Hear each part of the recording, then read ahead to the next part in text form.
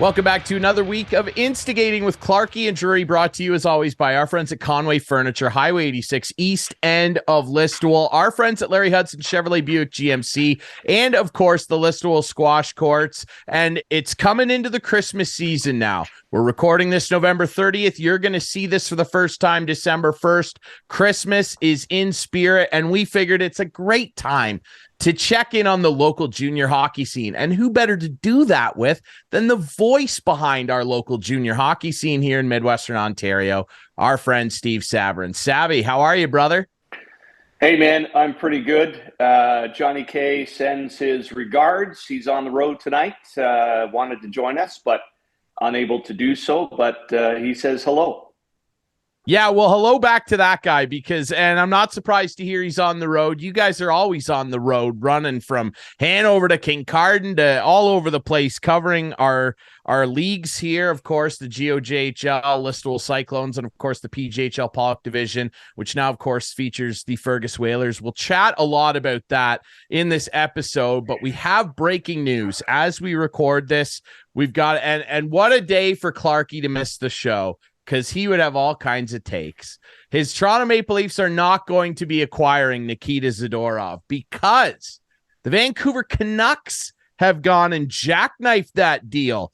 A 2024 fifth and a 2026 third rounder. That's all it took to get Nikita Zadorov out of there. The Vancouver Canucks say thank you very much after moving Anthony Beauvillier to Chicago to make room. We all figured they were doing something. We didn't know it was going to be this. But in terms of what this means for the Maple Leafs and that very banged up defense core, Sabby, what does this mean? Because this to me looks like nothing short of a failure by Brad Treliving and his team. We all thought this guy was coming to Toronto, and now all of a sudden he's on the West Coast. Well, did Toronto have any rounders to give up after the last few years? I mean, if this is all it took. Yeah, it doesn't sound like they had a whole lot to offer, and they didn't have a lot of cap space either.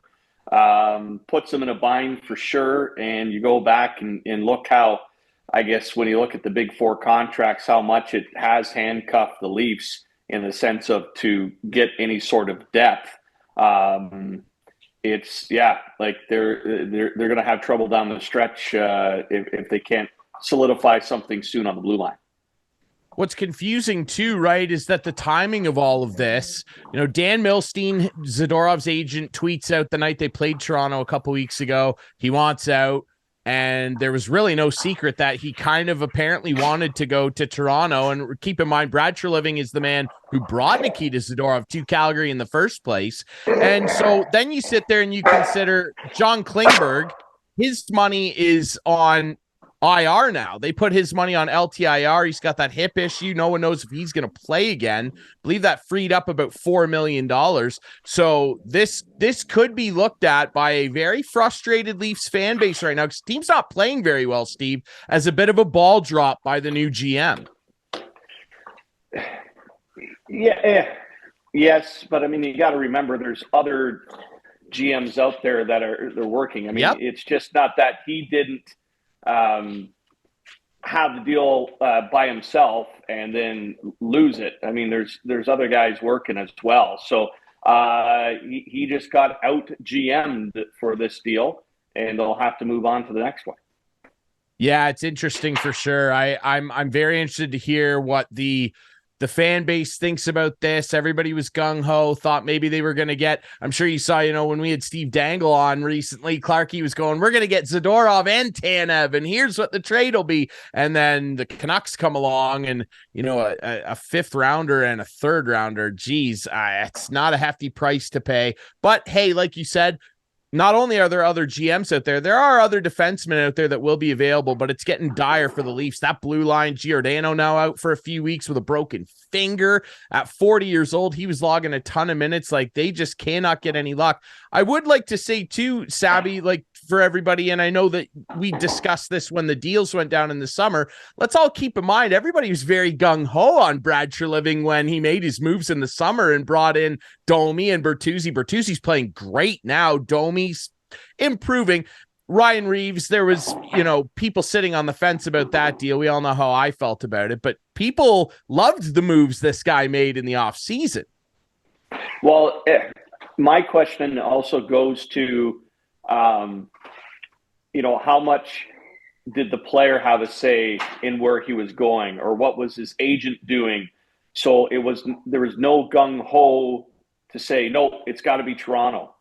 You know what I mean? Holding out for Toronto till something was done. All of a sudden, it's like, yeah, it's Vancouver, away you go. Was there something in the contract that could have held them there in Calgary till they got to deal with Toronto? So is the magic of going to Toronto kind of starting to disappear for players? I think the people have been saying that for a long time. I mean, outside of the guys that they brought in and drafted, they get John Tavares, but obviously, yeah, there's some question marks. And again, like, they're big guns. They're two biggest in Marner and Matthews of late, not playing very well. So it's kind of sticky situation right now for the Leafs, not only on the ice, but with their injuries off the ice as well.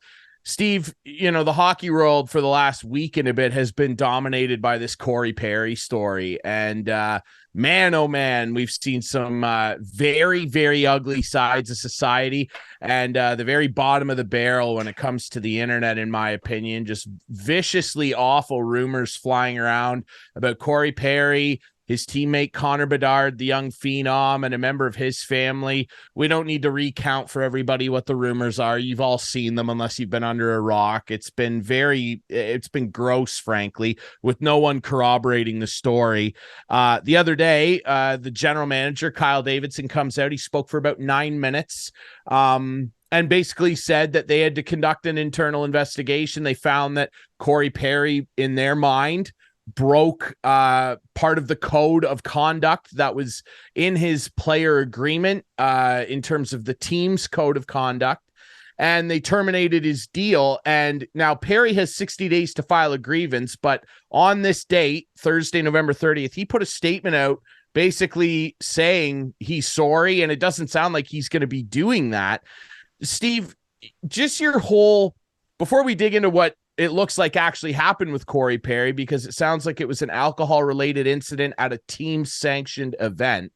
Before we dig into that, just your impression of this whole situation, because like I said, like, we saw some really gross stuff happening out there, and ultimately at the end of the day, I feel very bad for Connor Bedard and his family. Like, to think this 18-year-old kid has had to deal with this already early in his career, it cannot sit too well with him.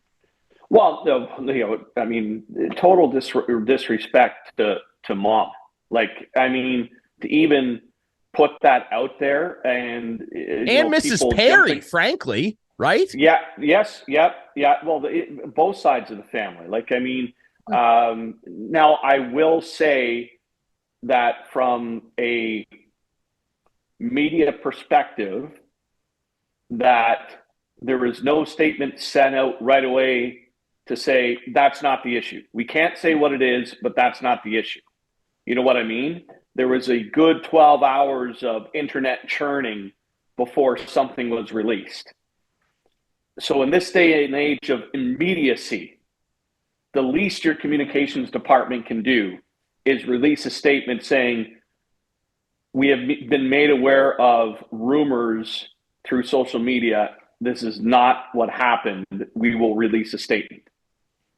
You know what I mean? To at least quell. Because even on my feed from friends, since I work in media, they were asking me questions about it and sending me all the tweets and the Facebook posts and everything like that. And I'm like, guys, you got to hold on here. Like, you can't jump to conclusions until you get, some facts. There were no facts at the time. It was all speculation. So you got to work a little quicker to stem those kinds of misinformation. But I mean, for that rumor to start, like, really, like, come on, a little respect for the human being. Well, and that's something that, just we've seen again, doesn't tend to exist on the internet. A lot of people hiding behind avatars and eggheads. And, I know that people look like I like to have a laugh too, like, but this type of thing, and I know this sounds callous to some because people will say, oh, well, like Connor Bedard, he's a pro athlete. He's going to make millions of dollars. Well, yeah, the kid has feelings and he is a kid. Like he's barely 18 years old in his first year, trying to enjoy and take in all of the thrills of being a rookie in the National Hockey League and being the next anointed big superstar that's going to push the sport into that next upper echelon in terms of US viewers. And this happens. And look, I'll just say if rumors like that were flying around about my mother, and I'm a self-professed mama's boy, I'd be extremely upset and it would affect my job performance. It would. On this big of a scale, like people all over the place are tweeting about this heinous rumor. And it turns out that, as you said, Sabs, there's no facts. Nobody's got video, texts, photos. There's nothing to corroborate this. What it turns out is that Corey Perry has actually had to put a statement out where he has acknowledged that he has an alcohol problem. Basically, he cleared unconditional waivers and he put a statement out on Thursday, November 30th, apologizing to his team, his family, and he reiterated, as Kyle Davidson did in his presser, that this incident had nothing to do with one of Corey Perry's teammates or their family members. Kyle Davidson was very upset during his presser. I felt bad for him. I agree with what you said, Sabby. Like, ideally, yes, come out and say this is not true, but maybe they were just wrapped up in this investigation. And keep in mind, we're talking about an organization here who has had a lot of egg on their face for very good reason in terms of the media and reporting out of that franchise. I think maybe they were just focused on getting this right. What's clear to me here is that Corey Perry needs some help. I hope that he gets it, because Frank Saravalli and a few other insiders basically confirmed the other night that they believe the incident stemmed from a team-run event before they went on a road trip. It might have even been on a road trip to Nashville. And there were team sponsors, season ticket holders, people like that associated with the team involved. And Corey Perry was involved in what they deemed to be a very inappropriate incident during this event. And it's cost him his contract. And I hope he gets help. And I hope that everybody that was spreading this rumor around, I hope you all had fun and laughing. You wouldn't have liked it if it was about your mothers. I hope they all get help too, because this is a really sad thing to see on so many fronts, Steve. Yeah, and I mean, it's you touched on a very valid point about the organization itself and what it had just come out of over the last couple of years in the situation of the assault case that was very much in the spotlight for this team. And that goes back again to my point about trying to release a statement right away, because factually that social media post is not true. And you just came through an entire situation with the league and, everything like that. And hopefully other teams take note on this, that this isn't a sports-related story in the sense that it had nothing to do with goals and assists and you're not performing on the ice. This was a personal attack on a person. And involved people that didn't even have anything to do with it, right? So, and it's just people trying to tarnish another person's reputation for no good reason whatsoever. And I think we have to be better than that. Well, one would certainly hope. And I'll say this too, like, it doesn't surprise me that this type of thing happened with Corey Perry as the target of it, one of the targets. I understand that a lot of people don't like the guy and don't appreciate the way he plays the game. I understand that. But what's been clear to me and through people that I know in that league that I've spoken to about him over the years, going all the way back to his junior days in London, he's a very popular teammate. And he wouldn't keep getting contracts and playing well into he's 38 now, well into his almost 40s, if people didn't see value in having him around. And if he was a complete creepazoid, that would get around the league. Like this, the hockey world's so small. Everybody knows everybody. People down to junior C know people in the NHL. We've got former NHLers coaching in junior C. Like, that's how small this is. Like, word gets around. And if this guy was such a terrible person and had pulled off, unseemly stunts like this that was rumored to have happened before, he wouldn't keep getting contracts. And I know there's some people out there that don't want to accept that and just think he's a dirtbag and whatever. Well, look, he's a person away from the ice. And I just don't think that this was fair for anybody. And I felt bad for the Blackhawks brass too. I felt bad for Kyle Davidson. He's trying to forge a new path forward. He looked really upset, Steve. Like he was near tears and was very upset. He obviously didn't address Bedard by name, but you could tell. And he said, I feel like I'm wearing this. Like, he felt terrible for this whole thing. It's so dumb. One of the weirdest things I've seen in a while. Hockey is also family. Like, You've invited this family to be a part of the organization, and you're trying to give him the best foot forward so that he can excel and make a career out of the game that he loves so much. And then all of a sudden, something drags the family members in, and there was nothing you could do to protect them from that situation. That's an awful feeling.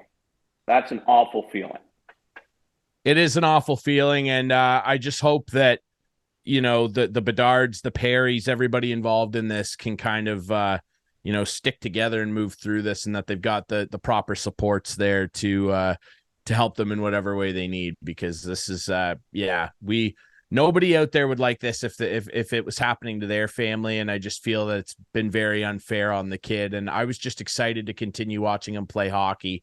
And, if anything, I'm rooting for him even more now, because this is completely unfair to him and his family. All right, we're going to take a quick break. When we come back, as promised, we've got the voice of junior hockey in the region on. We've got to talk about some junior hockey.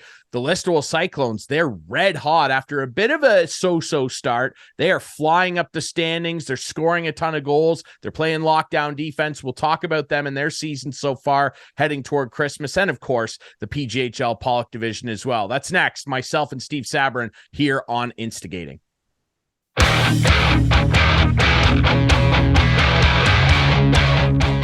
Welcome back to Instigating with Clarkey and Drury, brought to you by Conway Furniture, Highway 86, east end of Listowel, our friends over at Larry Hudson Chevrolet Buick GMC, and of course, the Listowel Squash Courts. Ryan Drury, no Clarkey this week. He's a little under the weather, so we hope that maybe the Maple Leafs this weekend can lift his spirits a little bit, Clarkey. Just feel better, all right? It's going to be okay. It's a long season.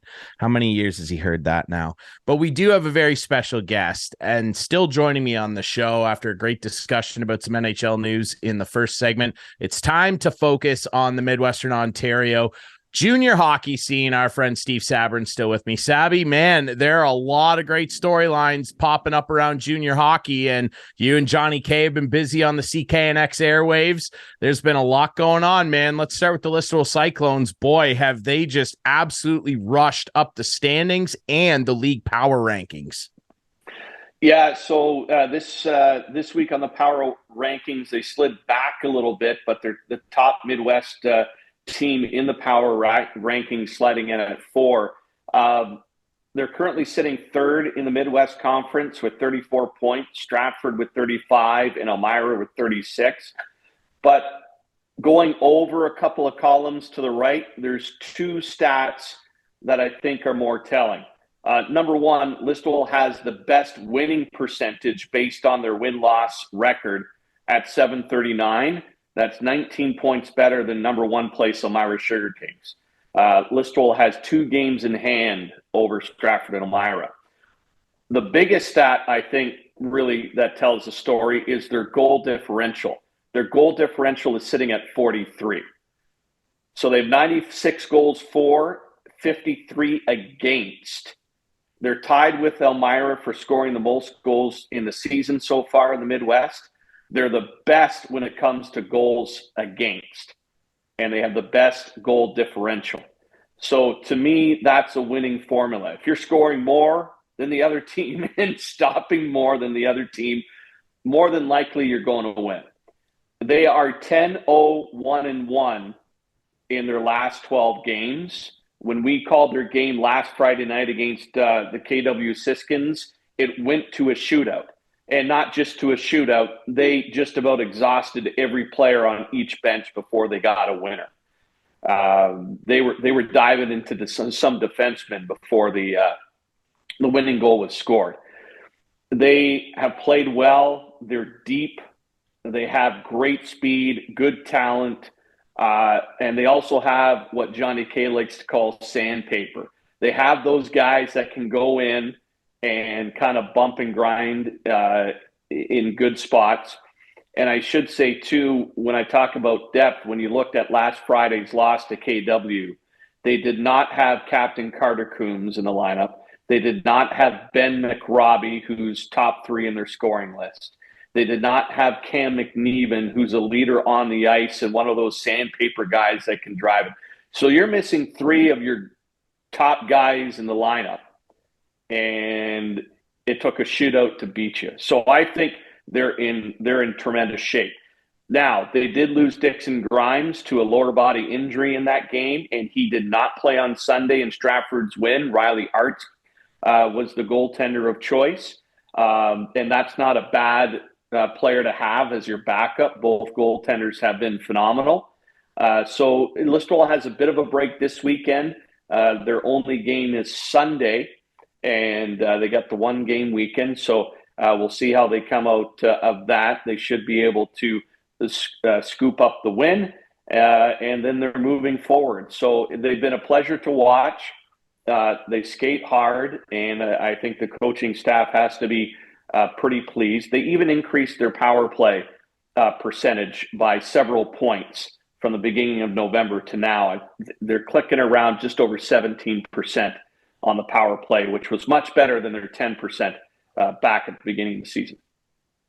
You know, and that ties into kind of what we talked about earlier. You know, when I did the season preview for CKNX, chatting with General Manager Trent McClement, he was extremely excited about all of the signings that they made and the big offensive additions that they made, including a couple local products. You know, headlined by a guy like Harrison Muhlenstein, who has not looked out of place as a junior B rookie. He looks fantastic, but they made some big additions. And then when we checked in with him, and it was an episode where we had him on this show, and he also featured on the OHA This Week, the great pregame show that plays before all the CKNX junior hockey games on Friday nights. He was, you know, very optimistic and just kind of, I don't know that he was necessarily calming people down, because I think everybody could see how good this roster was, but he was just preaching a bit of patience. Like, wait, just wait. We're going to get firing here. That was at about the 14 game mark, I want to say. And sure enough, like you said, they're now tied for the most goals in their conference. They have by far the best defense. They're 53 goals allowed, as a matter of fact. That is tied among the entire GOJHL for the second best total.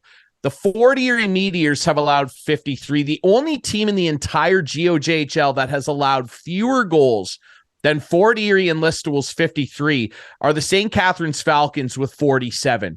And they played, I believe, a 1 game less than the Cyclones as we record this, Steve. And I mean, look, I don't want to overreact here, but we kind of looked at each other when they were making all those big trade announcements and signing announcements in the summer. You and I were kind of side-eyeing each other in conversation, like, this roster, like, I don't want to get everybody thinking this is 2017 and 18 all over again, but the similarities are there in terms of the depth of the roster, the variation of players they have. You mentioned it, skilled offensive players, good puck-moving defensemen, 2 great goalies, good sandpaper and grit. Like, the Cyclones can play it any way you want. There is reason to be very excited about this group right now, Sabby. Yeah, and there's a couple of other things about this team that's really starting to take shape. Number one, their secondary scoring. they have 12 players who are double digit in points. When's the last time you saw this team have 12 players with 10 points or more, right? So there is no, hey, if we get by their first line, we don't have to worry. There's none of that. Secondly, their rookies are playing absolutely phenomenal. Brady Smith, who's a centerman, is averaging almost a point a game, and that's phenomenal. They also have Harrison Muhlenstein, who, yes, he has junior C experience with Kincardine last season, but first year at the junior GOJHL level, he has 11 points and in a kind of a fourth line role. And the other guy I want to mention is Teague Vader, who has played phenomenal on the back end for the Listowel Cyclones. He of course, wearing number 18. Not the goal-scoring defenseman that they have, but can he move the puck and skate himself out of situations? Doesn't feel any pressure. And, of course, he's the younger brother of Tate Vader, who played with the Cyclones last year, Sault Ste. Marie draft pick. They're having a perfect storm right now where their veterans are doing what they need to do, and then their rookies are coming in, filling the roles they need to, and helping the team move along. Yeah, and Vader, I mean, I've been so impressed with him. I'm glad you brought him up. And of course, yes, his older brother Tate impressing people in the Sioux. I'm excited for them to roll through Guelph sometime soon to have a quick visit with him. I know he's been impressing the coaches down there, and it's a great program for him to be a part of, which again is, on a quick side note, Sabby, is just another kind of feather in the cap, if you will, of Listowel. Not only look, we all know that they've loaded up. They're trying to win again. This is a proud franchise, and they've set a high standard, especially after what we saw in 2017 and 18 with those great championship runs. But they really pride themselves too on being a great development organization, and really the GOJHL prides itself on being a great developmental league. And to have another guy come out of this program and go to OHL success, I mean, that's really darn impressive for easily, I would say, the small, if they're not the smallest, they're easily bottom three in terms of market size for the GOJHL. For this program to continue to have players reach heights like that is extremely impressive. No, absolutely. And, it just, I think, shines a spotlight on the tremendous work ethic, the tremendous attention to detail, and the fact that the Listowel Cyclones don't look at themselves as a quote-unquote small market team. This is an organization that puts development ahead of everything else, and will do everything it can to help a player move forward if those situations are come up as an opportunity. And, it even works outside the sport of hockey, with the example of Danny Scott and Alex McGilvery going to represent Canada at the World Softball Men's U18 World Cup. So it's a phenomenal situation. I do also want to touch on the goaltending. I think it's very important that we have to give credit where credit's due. And, Dixon Grimes is having a phenomenal season, up to the point where he got injured last weekend. 279 goals against average, 8 wins out of his 13 games. It's one shutout. He's doing really, really well. But here's Riley Arts coming in. And the 05 has the best goals against average across the entire GOJHL in his 11 games with a 1.51. And he has the third best save percentage at .935. So the only two guys ahead of him in that situation are the two goaltenders from St. Catharines. If you're putting up numbers like that, you're going to give your chance a really good chance to win night after night. Now, the trick to all of this, though, is we are coming up to some deadlines, Ryan, and we all know in December there's a lot of things that shift between the junior clubs. And, who's going to make the improvements that will give them an opportunity to move forward. And again, sometimes your players are your best recruiters. And Listowel's already has been the beneficiary of bringing in some new players based on where guys go to school and who they talk to and everything like that. So it'll be interesting to see if Listowel has one more move up their sleeve to shore up more than likely their defensive core. They are so deep up at forward right now that you'd have to think that the blue line would be their one key area that they maybe want to add one more guy.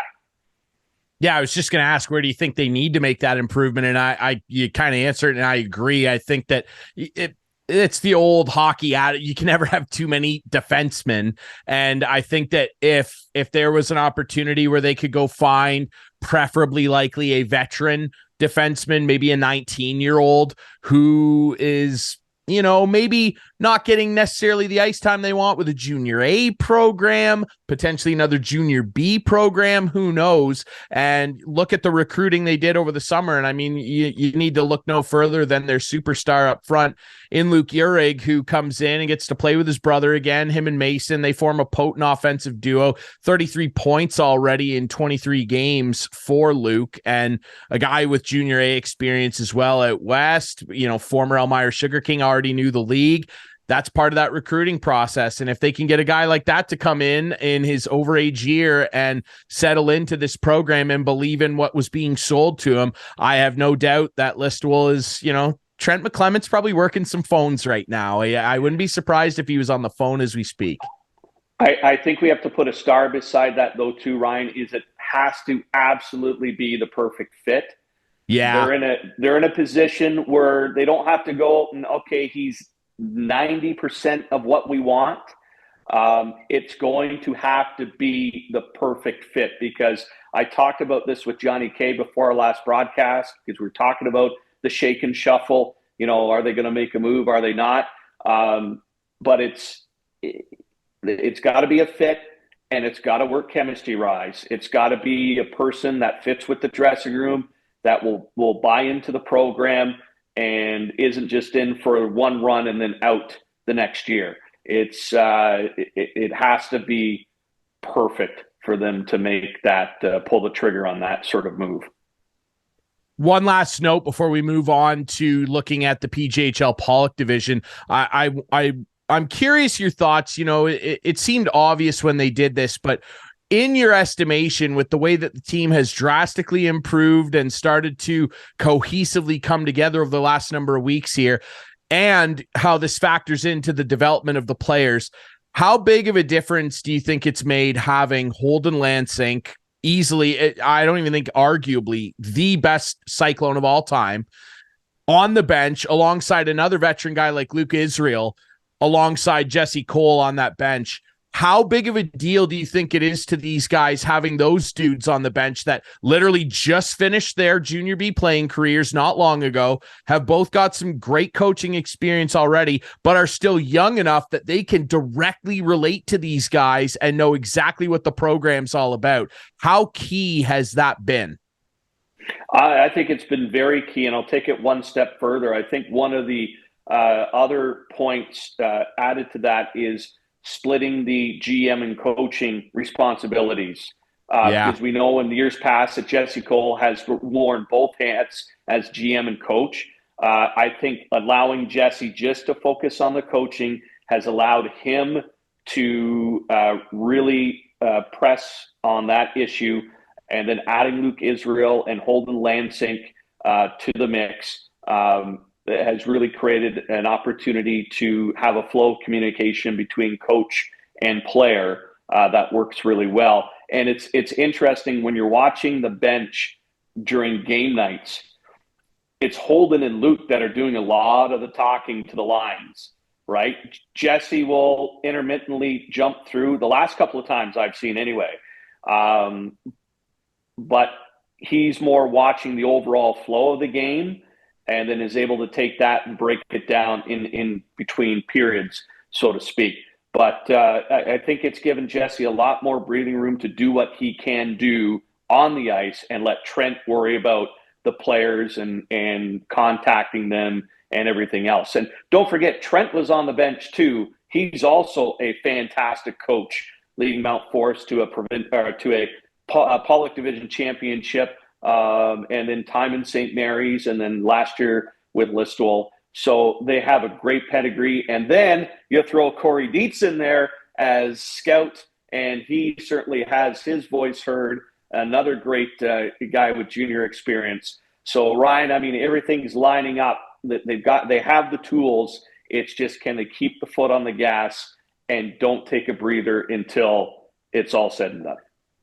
I think it's interesting, too, that all these guys that are kind of in the front office all have coaching experience. DT, of course, running lots of hockey schools and coaching kids, and obviously Trent with his great resume. So I think that actually helps because they understand what Jesse's trying to do, and Jesse understands why they're doing the things that they're doing in terms of the recruitment. And DT has his voice heard. I'm not surprised to hear that. Yeah, he has his voice heard. And they're all on the same page, right? They're all on the same program, and all the way up to Randy Petrie, of course, the director of hockey ops. They all have the communication doors open. So we'll watch them through December. They'll get the break December 29th, sort of idea for that week, and then back on it January 5th. So we are at the rink the 22nd in Listowel, and then January 5th for the returning game into the new year.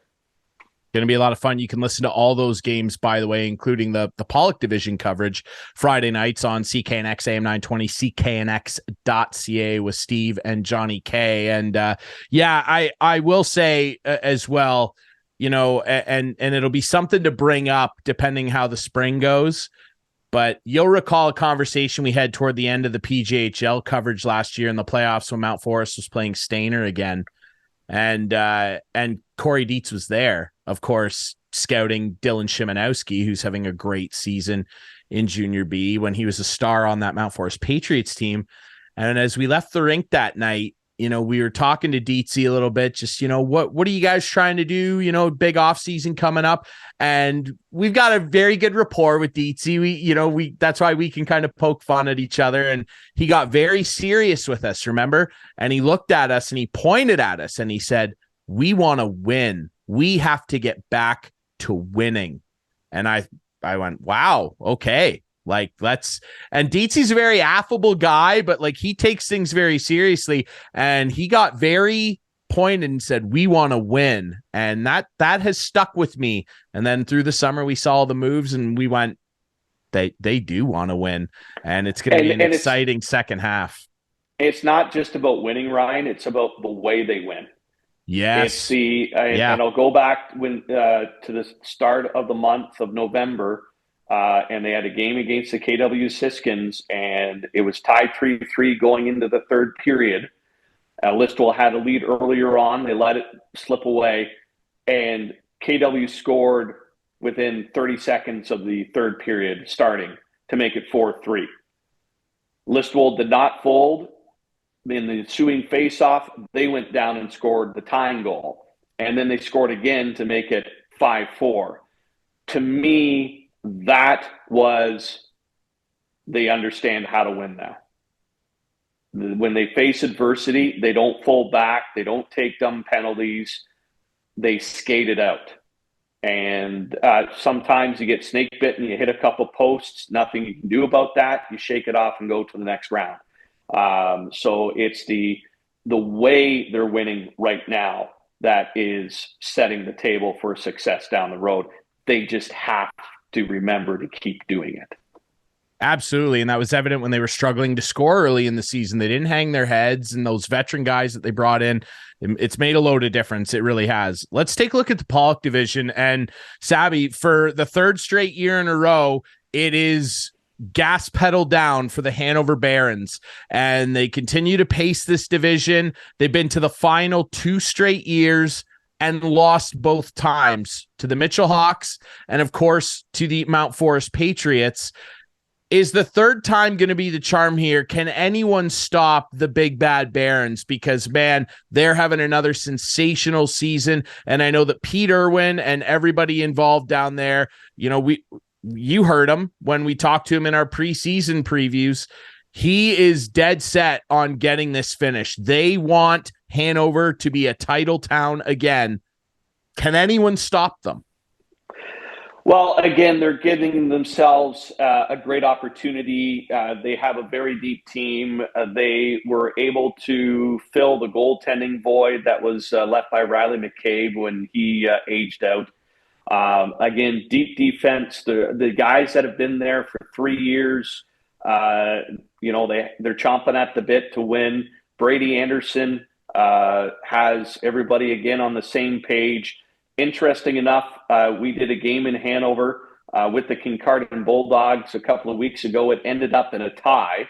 But Brady Anderson said to me before the game, he said, because of the start they had, they were able to start trying some different philosophies on the ice. So they weren't doing the same thing all the time, and teams would adapt easily to those situations. So over the last couple of weeks, I truly believe they've been working different systems and really haven't, I don't want to say stuck to what's won, but trying to figure some other things out that might get the other teams thinking and create more winning opportunities for Hanover.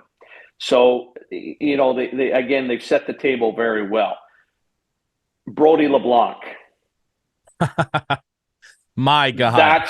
That is going to be the thorn in Hanover's side. In everyone's side, Steve. In everyone's side, but I mean specifically when you're the top team, he has 54 points in the PJHL. That's 20 points more than the next teammate in Matt McClellan. It's just amazing. And when you look at the all teams, again, Brody LeBlanc is number one across the province, 3 points ahead of the next closest player, which is from North Middlesex. So Brody LeBlanc is having a fantastic season. The other thing Mount Forest did was they went out and got a veteran goaltender, a guy that has OHL experience with the Erie Otters, I believe. So the Mount Forest Patriots are keeping pace. Now, they play 2 more games than the Barons right now and trail by a point. But you cannot count out the Mount Forest Patriots because, again, they have veterans on that team that have won a PJHL championship. So they know what it takes. Then it starts to break away from there, and you go to Kincardine. They're starting to slide back a little bit. But what a season they put together, Steve. Like, they were in second place for a good chunk. Like, really, really nice season so far. And they have veteran players on that team and all guys that have come up through the Kincardine minor system. Jeff Alkenbrack has come in and done a wonderful job. He has. Their biggest issue, though, is they don't have that breakaway scoring punch. So when you look at Hanover and Mount Forest, they both have over 90 goals for throughout the season. Kincardine's goal differential is 7, 68 goals for, 61 goals against. They need to pick up their scoring if they're going to give themselves a chance. So that would be the Achilles heel for Kincardine at this point. The thing about it is they have guys that can. They just need to keep working on it and not get into a situation where they're chasing the puck all the time. So lots of time to work on that, though, of course. Walkerton, what a phenomenal turnaround for them. Sitting right now in 4th place, and they've been right there. They've given Hanover some runs for sure throughout the season. They have a very energetic organization. Chad Haggett, again, great. They went out and they got their goaltender to give them veteran experience. Vance Myers, excellent. Exactly. Championship pedigree there. Walkerton situation, young defense corps. Yep. Right. So they are possibly the youngest, maybe second youngest ahead of Goderich, but of young defense core. They're going to have to, which is odd because usually Walkerton has a very veteran defense core. At least a couple 20-year-olds back there. But so that's kind of their situation. So they'll have to watch that. Wingham Ironmen coming in fifth spot so far. Scoring for them has really been an issue this season. They have a great defense core and veteran experience in net with Garrett Gawley. But, I mean, when you lose 4 overagers from last year, including Kyle Stanberry, Matt Tolton, that is going to impact your club, and they have not been able to replace that. Again, they still have kids on their team who are 18. I mean, they still have possibly 3 years left of junior. So the Wingham Ironmen will have to keep working ahead. Mitchell Hawks basically in a rebuilding situation after 2 straight finals appearances and one ending up with a win. So they're continuing to work ahead. And again, they had a bit of a coaching staff change with Louis Livingston hanging up the clipboard and Holden Lansing moving on to the Listowel Cyclones. Fergus Whalers, this is, I don't want to say a unique situation. It's a new team situation. I had a great conversation with Jason Byer a couple of weeks ago when we did our game in Arthur. By the way, everybody says hello, Mr. Drury. Yes. Ryan Drury, Arthur native. So the trick to the Fergus Whalers, what Jason was telling me, was that they weren't trying to just to build a team to be competitive this year. They were trying to set the table so they can continue to build to be more competitive over the next year. So it's a really mixed bag because you have to have a balance of veteran plus young players plus local players.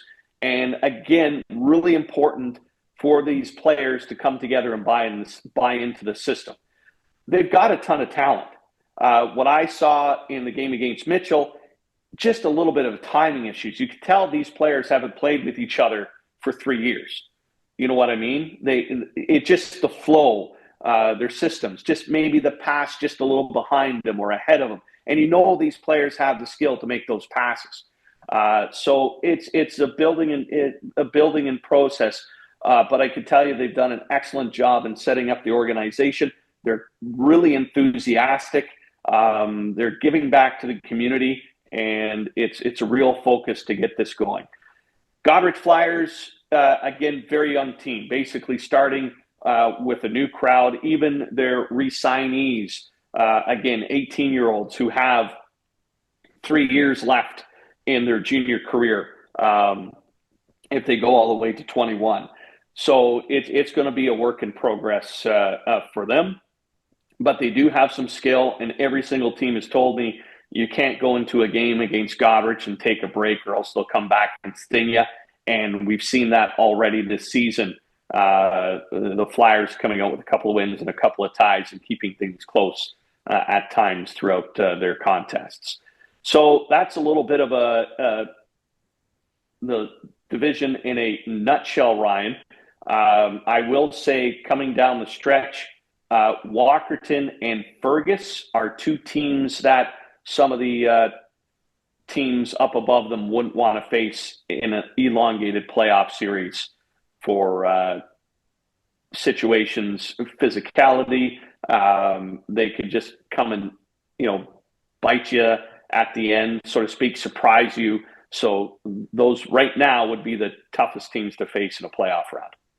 Yeah, they take a chunk out of you. And of course, the Pollock division continues to be, in my opinion, the toughest division in the PJHL. They're one of 4, so that's half the divisions in the league where only one team at the very bottom of the standings doesn't have double-digit points. All the other teams in the division do, and that's really, really impressive, and it's going to be a great battle to the finish.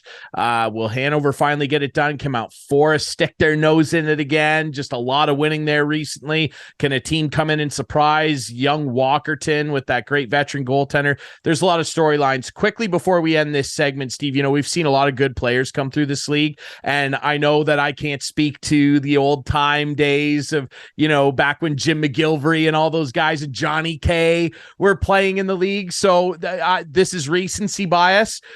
I'd love your opinion on this.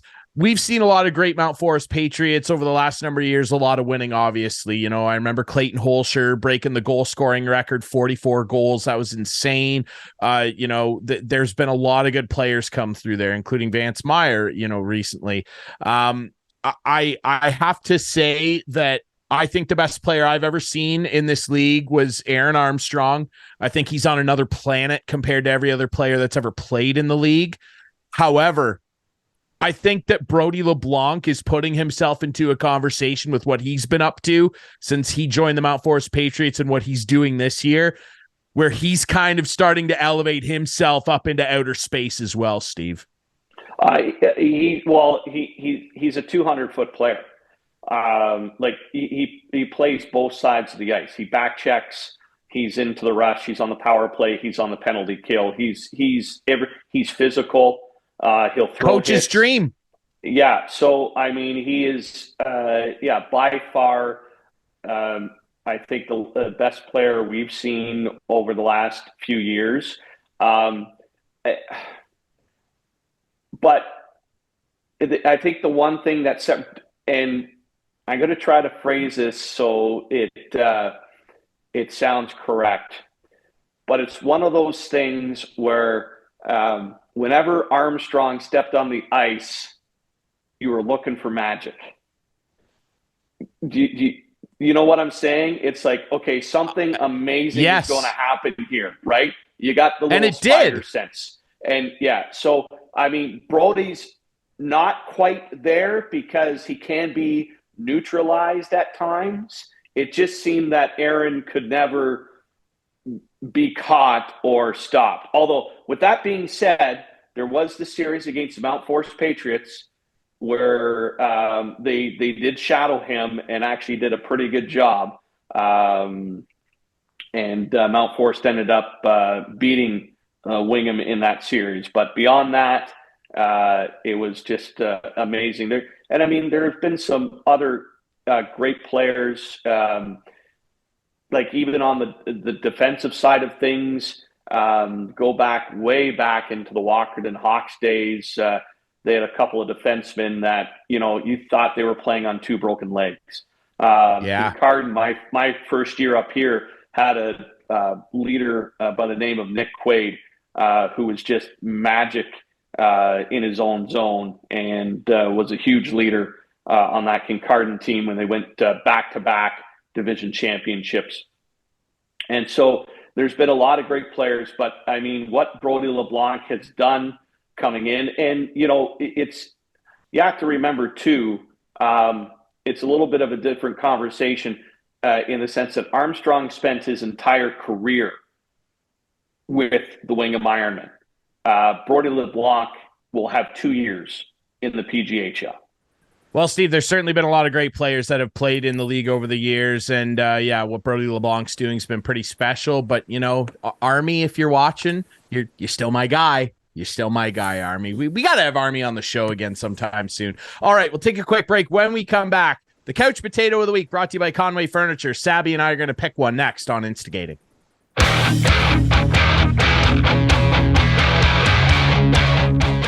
Back to wrap things up here on Instigating with Clarkie and Drury, brought to you by Conway Furniture, Highway 86, east end of Listowel. Our friends at Larry Hudson Chevrolet Buick GMC, where the deals are hot. Remember that. And, of course, our friends over at the Listowel Squash Courts. Ryan Drury, Steve Sabourin, Clarkie away this week, wrapping things up. And, Steve, you've been notified, as we do here. We like to end the show with our Couch Potato of the Week. Can be a positive thing, someone who deserves to kick back and relax, or it could be a negative thing, someone in the sports world who just spent too much time on the couch and didn't get the job done. You're the guest. I will defer to you. Who have you selected as your Conway Furniture Couch Potato? Putting me on the spot. So usually I like to be a positive guy, Ryan. Yes, you do. I love to give props where props are due. But this is going to be the couch potato session of please don't do this again. And I'm going to go with Bills fans. I'm going to go with fans.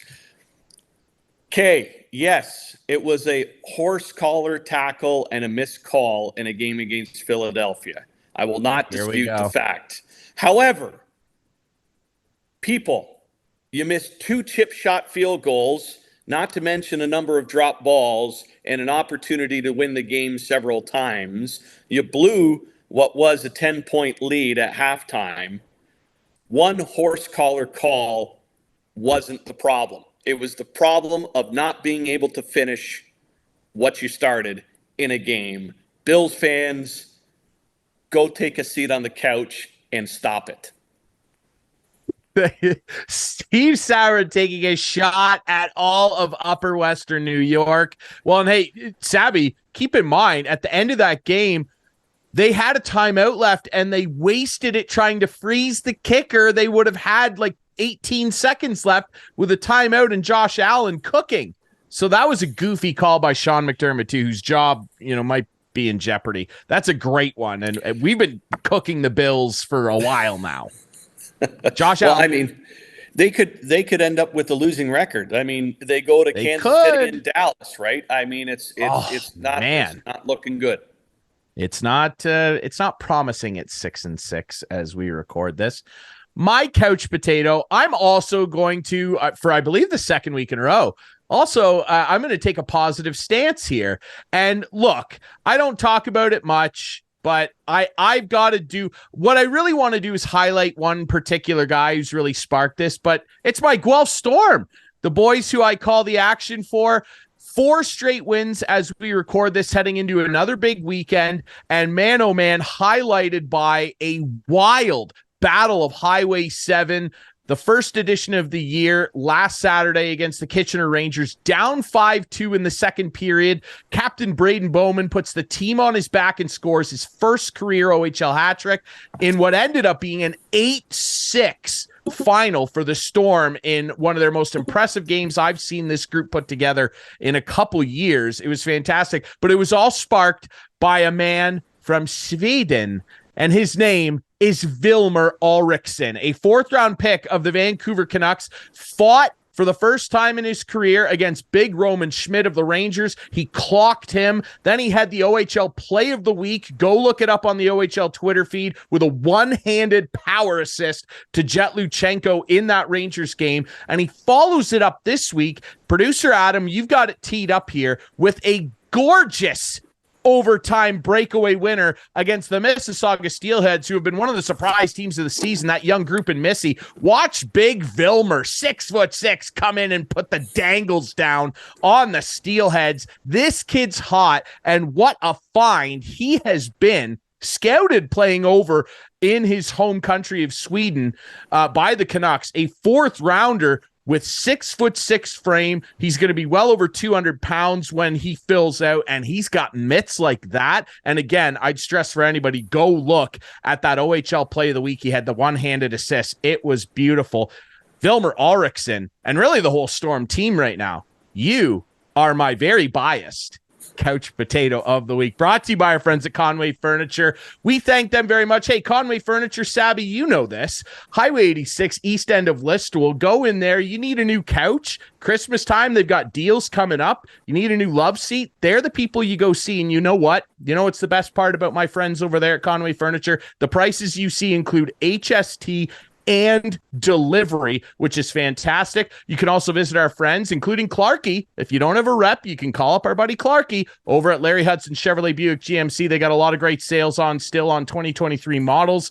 You need a new vehicle for the winter. You want some more, 4-wheel drive power to get you through these icy roads. You go see our friends at Larry Hudson Chevrolet Buick GMC. And of course, our friends at the Listowel Squash Courts. Sabby, I know you're a squash aficionado too. So you want to go over there and have a great time. It's easy to sign up. It's easy to use, 24/7 access to the facility. You call our friend Al over at the Listowel Squash Courts. You can sign up through their Facebook page as well. Thanks so much, Sabby, for doing this, man. It's going to be a great second half of the local junior hockey year. So it's been great to have you on the show, my friend. Thank you so much. Appreciate it. And so I just learned something from what you just said. Clarkie isn't available. It's not that he's not available. It's that he fell asleep on the Conway couch again, and he just didn't get up in time. Absolutely.